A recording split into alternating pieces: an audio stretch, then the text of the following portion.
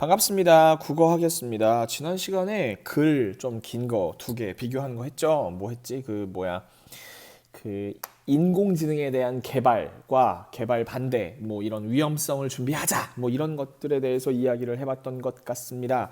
이번 시간에는 이번 시간에도 글 봐요. 글 보는 건데 일단 몇 쪽까지 하는지 얘기를 해드릴게요.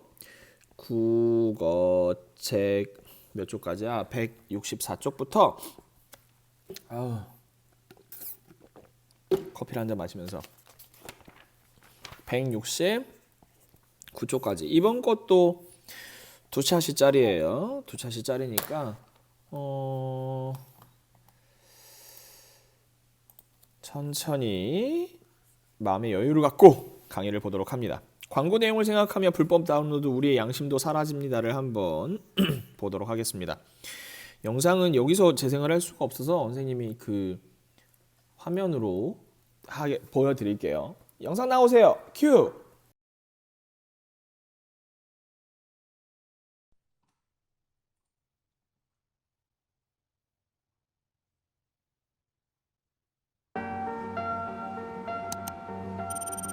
영광을 주신 칸 영화제와 심사위원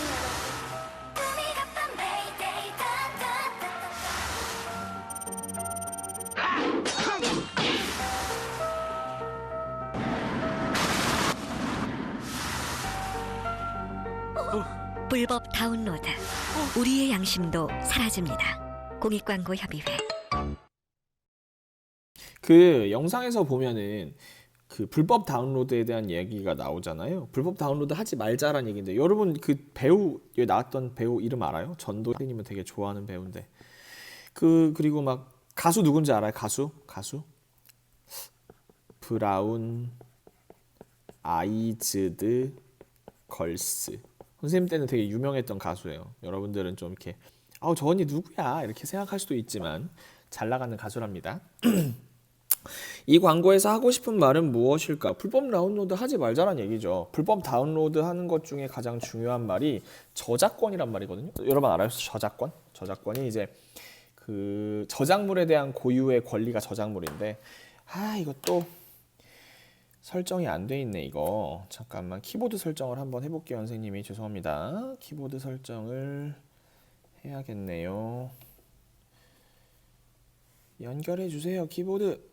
빠밤. 이럴 때가 있어. 그럼 이 기기를 지우고 다시 설정해야 되는데.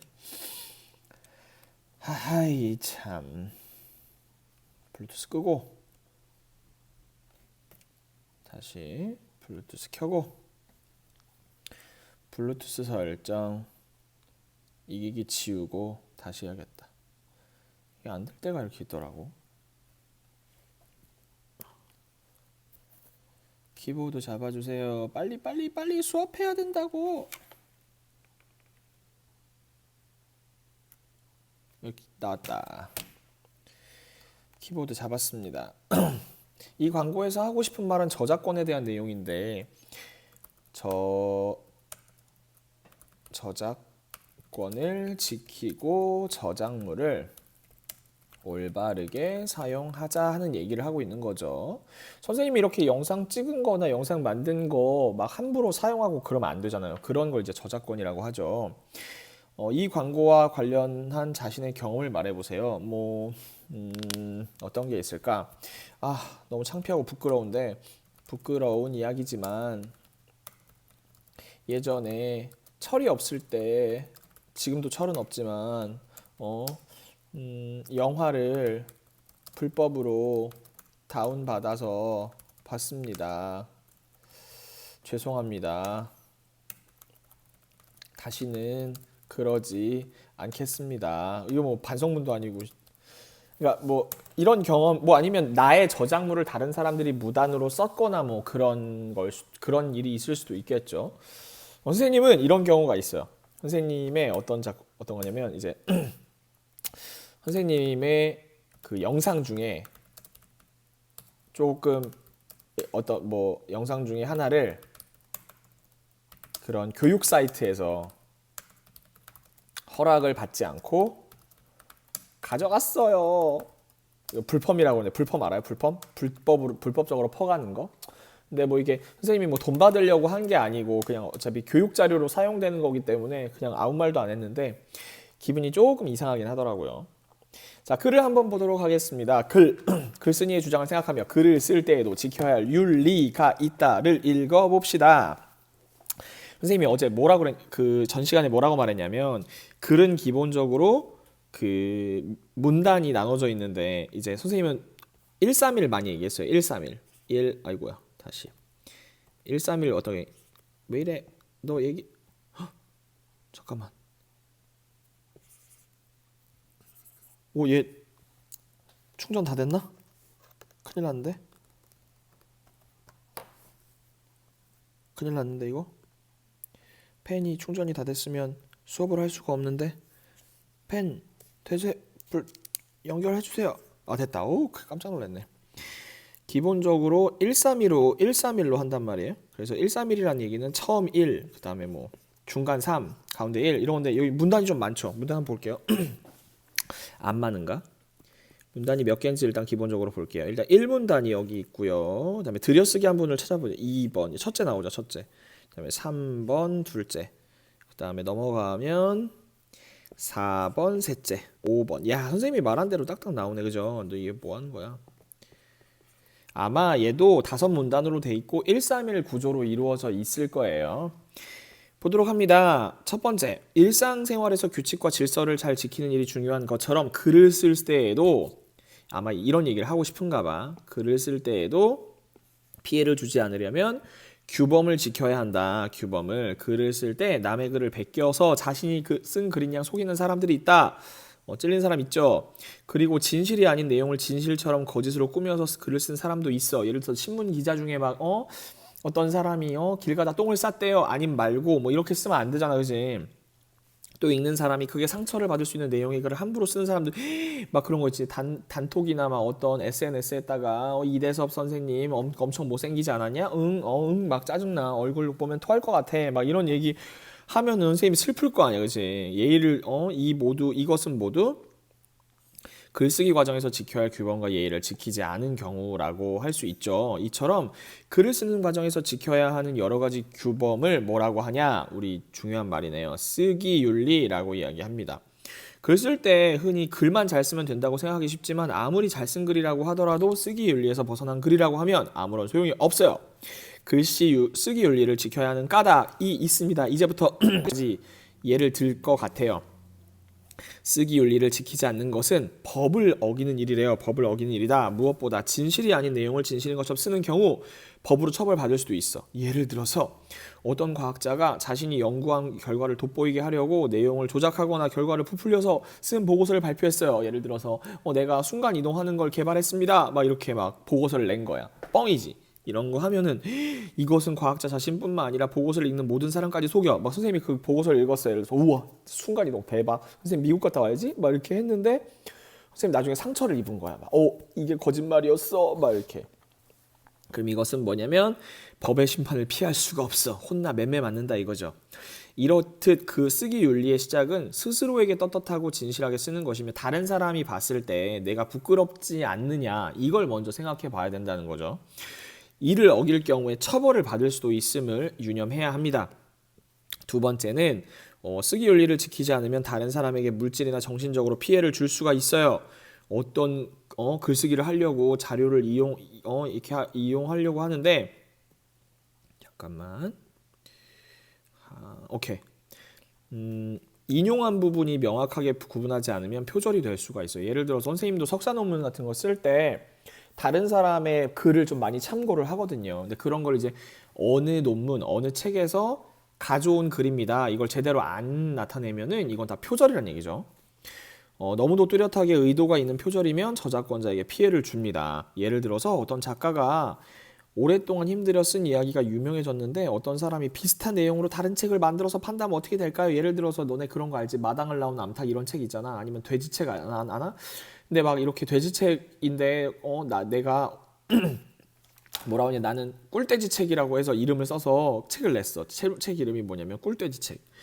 꿀돼지책. 이렇게 막 내용 거의 비슷한데 이렇게 냈다고 생각해봐. 그러면 이제 그 원래 돼지책의 작가는 나 때문에 손해를 입게 되잖아. 원래 원래 작가는 그만큼 돈을 못 벌게 되고 마음의 상처. 오, 이대섭 저 나쁜 사람. 나는 이제 돼지책이라고 했는데 저 사람은 꿀돼지책이라고 해서 기분이 몹시 나쁘네. 만나면 맴매해줘야겠다. 이렇게 되는 거야. 만약 친구가 내 비슷하게 써서 상을 받았대. 야, 진짜 헐이다, 헐. 헐. 대박. 상을 받았다고 생각해 본다면 저작권 존중해 쓰기 윤리를 지키는 일이 매우 중요하지. 걔 때리고 싶지 않을까? 잠잘 때 막 몰래 머리 묶어버리고 막 그러고 싶지 않을까? 또 나쁜 마음으로 다른 사람에게 있지도 않은 사실을 글로 써서 퍼뜨리거나 다른 사람의 글을 함부로 헐뜯어 쓰기 윤리를 어기는 행동도 피해자에게 싫지 못할 상처를 준다. 예를 들어서 막 선생님이 학교에서 똥 안 쌌는데 학교에다 똥을 쌀 수는 있지만 바지에다 똥 쌌다고 막 이렇게 막 SNS에다가 누가 올렸어 막. 그러면은 선생님이 똥을 쌌든 똥을 안 쌌든 마음이 아플 거 아니에요, 그렇죠? 아우 난 똥 싸게야 막 이렇게 될 거 아니야, 그렇지? 세 번째, 쓰기 윤리를 지키지 않는 것은 문화 발전을 막는 일이야. 너네 안돼 맴매 맞는다는 얘기지. 글쓰기는 사람들이 생각을 함께 나누게 함으로써 문화 발전에 큰 역할을 해요. 그런데 자신이 조사한 내용을 거짓으로 꾸미거나 막 예를 들어서 하나 조사해놓고 100개 조사했다고 하거나 허위로 글을 쓰는 사람이 많다면 읽는 사람들로 하려금 쟤 진짜 뻥쟁이야, 뻥쟁이, 믿으면 안 돼, 거짓말쟁이야 이렇게 믿을 수 없게 되겠죠. 또 여러 사람이 새로운 창작물을 만들려고 노력하는 대신에 베끼려고만 하면은 우리나라 발전되겠어? 세계가 발전하겠어? 안 되겠지. 맨날 똑같은 책만 나오면 어떡해. 이런 일들이 반복되면 사회 전체에 혼란시키고 신뢰에도 문제가 생겨. 갑자기 선생님이 이런 거 그런 거잖아. 벚꽃 엔딩. 그대야 그대여 우리 이제 손잡아요 막 하는데 막 벚꽃인데 막 그대여 우리 이제 발잡아요 선생님 막 이렇게 노래를 냈다고 생각해봐. 그러면 이제 장범준 씨가 너무 화가 나 선생님을 고소하겠지. 물론 선생님 노래는 안 팔리겠지만 다른 사람의 글에 예의 있게 반응한 것 또한 선생님이 이렇게 수업을 되게 막 거지같이 했어. 오늘 수업 너무 안할 거야 했어. 근데 물론 선생님이 잘못했지. 이 정도로 하면 안 되는데. 근데 막 여러분들이 댓글에다가 선생님 수업 정말 최악이에요. 보기 싫어요. 지루해요. 사라져요. 막 이렇게 하면은 어떻게 선생님 마음이 어떻겠어? 유유겠지. 유유 이렇게 되겠지. 이게 잘한다 해줘야 된다고. 창작 욕구를 북돋워 문화 발전에 기여하는 일입니다. 칭찬해주세요. 선생님 수업 너무 재미있어요. 이렇게 해야 된다고. 자, 이제 정리를 할 거예요. 왜냐면 근거를 3개를 들었잖아. 1문단, 2문단, 3문단, 4문단에서 근거를 3개를 들고 5문단에서 이제 정리를 하는 거야.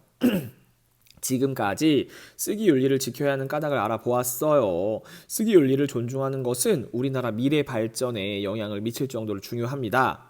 또 여기서 요약하는 거야. 봐봐. 그래서 첫 번째, 쓰기 윤리를 지키는 것은 미래 발전에 영향을 미칠 중요합니다. 그리고 또 두 번째, 우리가 쓰기 윤리를 존중하지 않으면 스스로 피해보는 일이 생길 수도 있어요. 출처도 밝히고 자신을 속이지 않은 거짓 내용을 쓰면 안 돼요. 그리고 3번 또 여기다가 또 다른 사람의 글도 예의 있게 반응하는 사람을 예의 있게 반응하고 읽는 사람을 배려하면서 글을 써야 합니다. 그러니까 이게 마지막에 이제 결론 부분에서는 약간 요약 이렇게 되고 주장 다지기 이런 거 있잖아. 주장을 한 번 더 하거나 이런 것들이 결론에서 나온다 이거죠. 아무튼 윤리를 지키자는 얘기를 하고 있는 것 같아요. 자, 우리 넘어가서 글을 한번 보겠습니다. 여기 질문하는 거 있지 또. 나 질문하는 거 되게 귀찮은데. 짜증. 자, 글에서 찾을 수 있는 답이, 그러니까 예를 들어서 우리가 어떤 질문을 하면 글에서 찾을 수 있는 내용. 선생님은 너 어디 있어?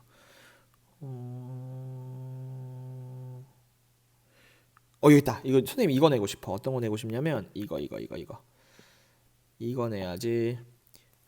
쓰기 윤리란 무엇일까요? 쓰기 윤리 뭐야? 쓰기 윤리라는 것은 글을 쓰는 과정에서 지켜야 하는 규범을 쓰기 윤리라고 하잖아. 그러니까 여기다 선생님 뭐라고 쓸 거냐면은 여기다가 타이핑을 해야지. 쓰기 윤리란 무엇인가요? 이런 질문 할 수 있어요. 왜냐면 이제 여기서 찾을 수 있으니까. 그리고 또 어떤 걸 해볼까요? 어떤 걸 해볼까?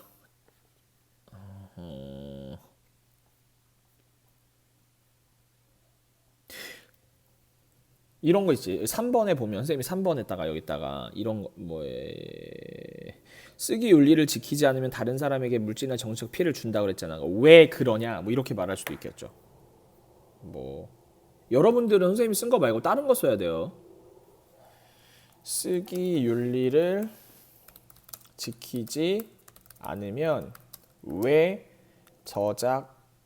저작자에게 물질적인 피해를 주게 되나요? 뭐 여기 나왔죠. 안 팔리니까 그렇지 그 사람이. 선생님이 장범준 그 버스커버스커의 노래 막 써. 우리 이제 손잡아요 이런 노래인데 선생님이 우리 이제 발잡아요 이렇게 노래를 냈다고 생각해봐. 잘 안 팔리겠지. 장범준 씨가. 아닌 것 같죠. 그렇게 내도 장범준 씨 노래는 잘 팔릴 거야 아마. 친구의 경험이나 다짐을 묻는 질문. 당연히 이런 건 이런 거 할 수 있지. 친구야, 너 불법으로 영화 받아본 적 있니? 이렇게 물어볼 수 있잖아, 그렇지, 그렇지. 그리고 또 친구의 경험이나 다짐을 묻는 질문이니까 뭐 다짐. 그러면 예를 들어 어떤 거 할 수 있을까? 쓰기 윤리를 지키려면 우리는 무엇을 해야 하니? 뭐 이런 거 물어볼 수 있겠죠, 그렇죠? 무엇을 해야 하니? 뭐 다운로드 안 받고 그런 거 하면 되지. 자, 이 글에서 가장 많이 쓴 낱말은 무엇인가? 선생님 제일 많이 보였던 낱말은 이런 거였던데. 쓰기 윤리, 그렇지? 쓰기 윤리 엄청 보였잖아. 쓰기 윤리, 또 보호, 뭐 지키자, 뭐 이런 말 많이 나왔던 것 같아요. 각 문단의 중심 내용 같은 경우에는 우리 선생님이 다 이미 밑줄 쫙쫙 거놨잖아, 그렇지? 맨 처음에 1문단은 안 해놨는데 쓰기 윤리를 지키자 뭐 이런 얘기인데 이거 이 1문단이 이거지. 1문단이 이거예요. 1문단은 이거지. 글을 쓸 때에도 다른 사람에게 피해를 주지 않으려면 그 규범을 지켜야 한다. 이게 제일 중요한 문장이죠. 한번 써볼게요. 여러분들도 예쁘게 써보세요. 짜잔, 슝, 짜잔. 글을 쓸 때에도 너무 큰가 글씨? 몰라. 때에도 다른 사람에게 피해를 글씨 왜 이래? 피해를 주지 않으려면 규범을 지켜야 한다. 해요. 오케이. 두 번째. 이건 두 번째는 쉽겠지. 왜냐면 우리가 선생님 이거 여기잖아, 여기. 쓰기 윤리를 지키지 않는 것은 법을 어기는 일이다. 두 번째는 뭐 이렇게 저렇게. 이 패드가 이제 올해 옛날 거라서 좀 힘들어하고 있어요. 쓰기 윤리를 지키지 않는 것은 법을 어기는 일이다. 매매매 맞는 거지 이제. 깜빵 가자 이렇게. 세 번째 문단에서 중요한 중심 문장은 쓰기 윤리를 지키지 않으면 다른 사람에게 물질이나 정신적 피해를 줄 수가 있다. 이거 써야 될 것 같죠? 오케이.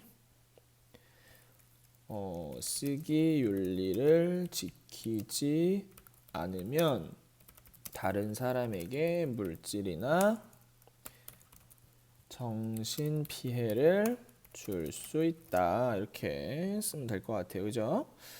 그리고 4번 여기 마지막에 쓰기 윤리를 지키지 않는 것은 문화 발전을 막는 일이다. 이게 네 번째 문단의 중심 문장인 듯합니다.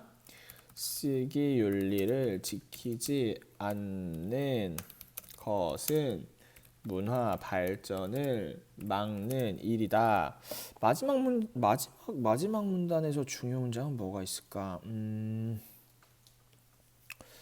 이거 뭐 다 중요한 거 아니야? 다 중요한 거? 이거는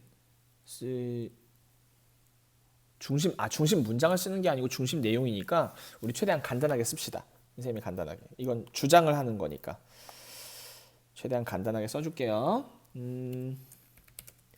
쓰기 윤리를 존중하는 것은 미래 발전에 중요하므로 쓰기 윤리를 어떻게 지켜야 한다. 이렇게 쓸게요. 오키. 글쓴이의 주장을 써보세요. 글쓴이의 주장도 뭐 그런 거죠. 뭐 쓰기 윤리를 지키자, 쓰기 윤리를 지키자 이 얘기를 하고 있는 것 같아요, 그죠? 빰. 아, 도포가 안 되는구나. 넘어가. 글을 쓸 때에도 지켜야 할 윤리가 있다 해서 글쓴이의 주장을 뒷받침하는 근거가 적절한지 살펴봅시다. 뒷받침하는 근거를 일단 주장이 뭐야? 주장은 우리가 알고 있죠. 주장은 쓰기 윤리를 지키자 이거죠. 그리고 두 번째 문단에서 쓰기 윤리를 지키지 않는 것은 법을 어기는 일이다. 세 번째는 선생님이 얘기했는데, 그치? 이거 뭐 물질적, 정신적 피해를 준다는 하잖아. 그러니까 글씨 너무 좀 줄여야겠다. 쓰기 너무 작다. 한 20. 비슷한데? 쓰기 윤리를 지키지 않는 것은 아니야. 지키지 않으면 다른 사람에게 피해를 줘. 물질이나 여기 물질이나로 나왔지. 정신 피해를 줄 수 있다. 이렇게 이거잖아, 이거. 그죠? 그리고 네 번째 문단에는 문화 발전 막는 일이라고 그랬지. 문화 발전. 자, 쓰기 윤리를 지키지 않는 것은 문화 발전을 어떻게 한다? 막는 일이다. 이렇게 얘기했어. 그렇지? 나 이렇게 엄청난 건지 몰랐는데. 각 문단의 중심 내용을 살펴보며 주장을 뒷받침하는 근거를 알아보아요. 글쓴이의 주장을 뒷받침하려면 적절한 근거가 있어야 해요. 그러니까 그래서 가장 중요한 건 그 근거예요. 아무리 주장이 허무맹랑한 거, 예를 들어서 주장이 뭐 이런 거지, 뭐 이대섭 집을 뭐 궁전으로 만들자. 근데 근거가 완전 괜찮아. 그러면 이제 성실하게 네, 만들어 드릴게요, 궁전으로, 이렇게 돼야 되는 거예요. 제시한 근거 뭐 다 괜찮지 뭐. 괜찮아요. 미안해. 슝 괜찮아요.